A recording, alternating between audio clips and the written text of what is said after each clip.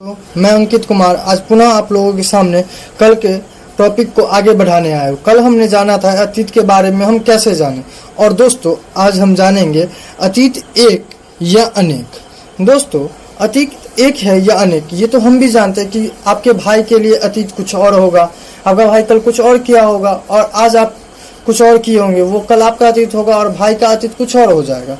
इसी तरह प्राचीन काल में भी अतीत एक नहीं होता होगा, सब लोगों के लिए अलग अलग होता है। उसी को हमने कॉपी पे लिखा है।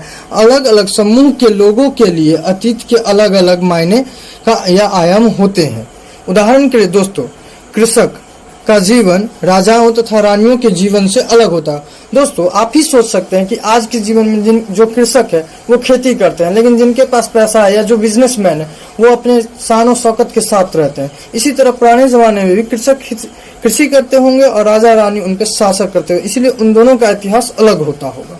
दोस्तों जैसे व्यापारियों का जीवन भी शिल्पकारों के जीवन से बहुत भिन्न होता होगा, क्योंकि शिल्पकार अपना इतिहास अगर लिखेगा तो उसमें लिखेगा कि वो मूर्ति बनाता है या मूर्ति को किस प्रकार व्यापारियों तक पहुंचाता है। लेकिन अगर वही कोई व्यापारियों के जीवन पे इतिहास को लिखे या उसके इतिहास को देखे तो उसमें बोला जाएगा कि वह व्यापारी दूसरे देशों में घुमा है, दूसरे देशों में जाके अपने बिजनेस को फैलाया है। इसी तरह दोस्त आजकल की तरह ही अतीत में भी देश के अलग अलग हिस्सों में लोग अलग अलग व्यवहारों और रीति रिवाजों का पालन करते थे।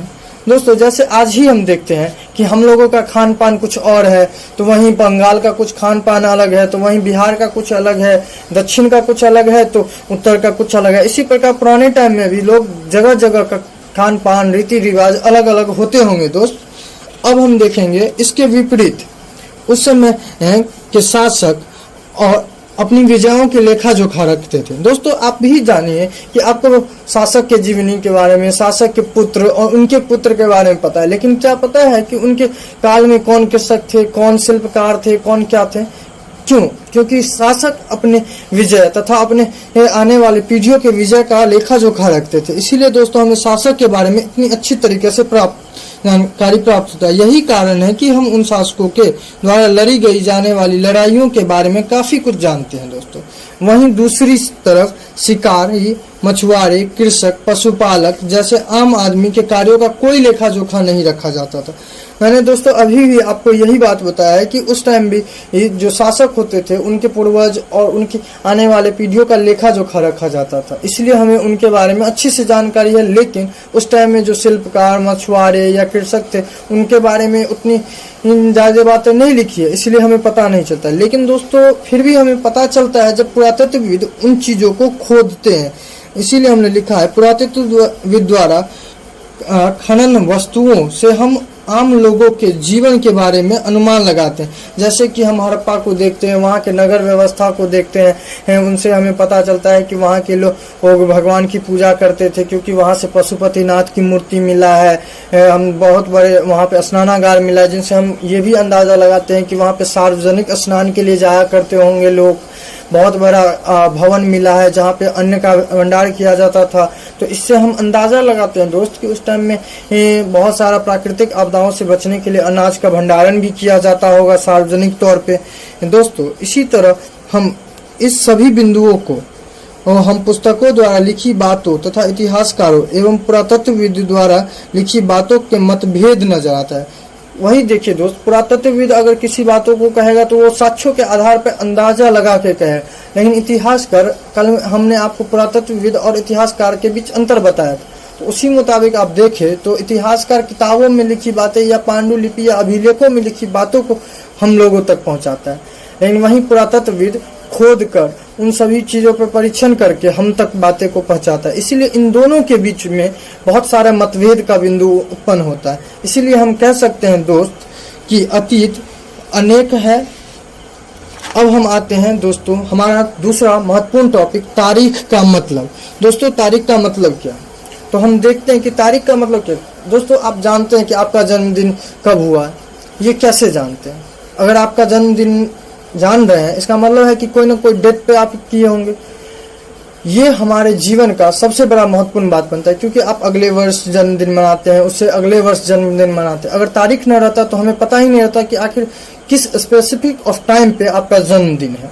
इसी तरह पुराने समय में भी इसी तरह तारीख का मतलब होता होगा दोस्त। देखो दोस्तों, वर्ष की जो हम लोग गणना करते हैं वो ईसाई धर्म के प्रवर्तक ईसा मसीह के जन्म के तिथि से की जाती है।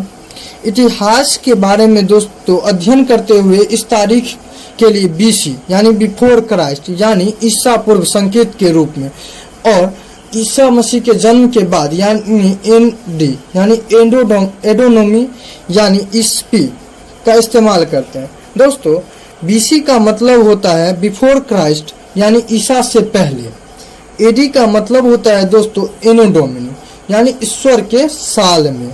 कभी कभी दोस्तों हम एडी की जगह सीई यानी कॉमन एरा अर्थात आम युग का इस्तेमाल भी किया जाता था।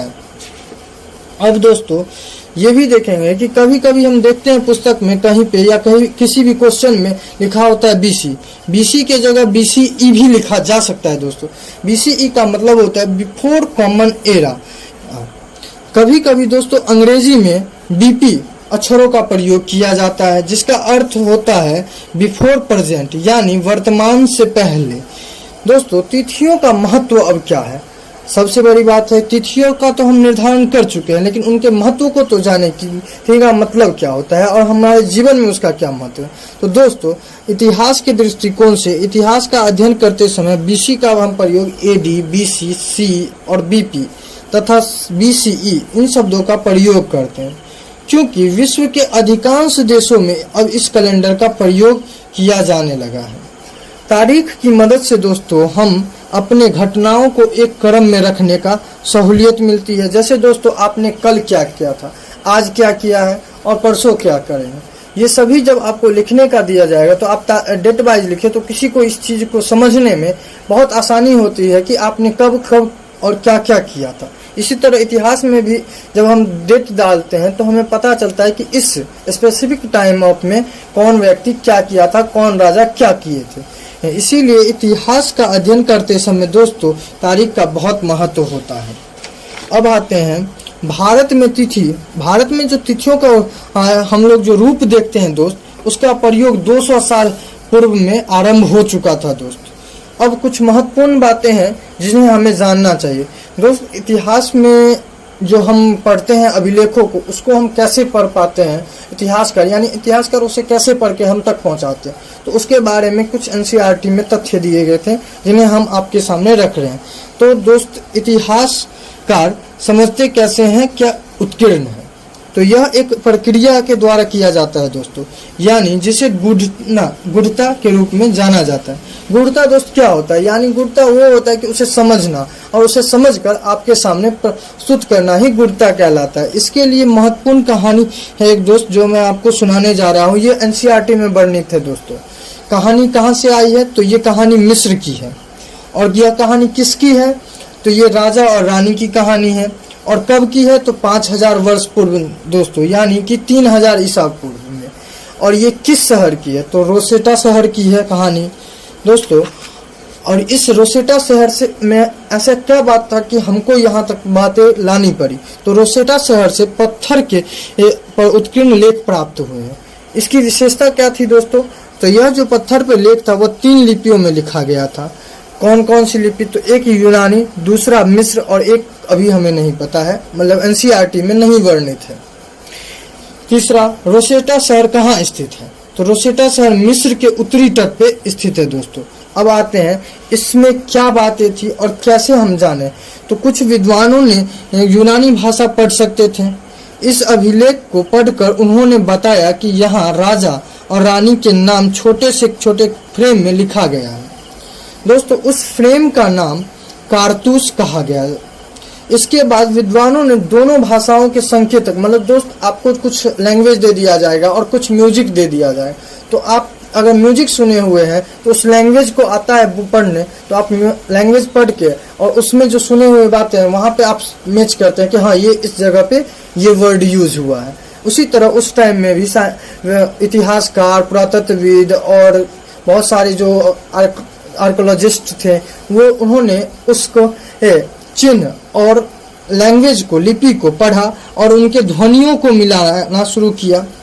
इसी को हमने लिखा है। इसके बाद विद्वानों ने दोनों भाषाओं के संकेत को अलग अलग रखकर मिश्र इत ध्वनि अक्षरों को समानार्थक ध्वनि की पहचान की और उसके बाद उसे उन्होंने पता लगाया कि यह क्या लिखा गया है।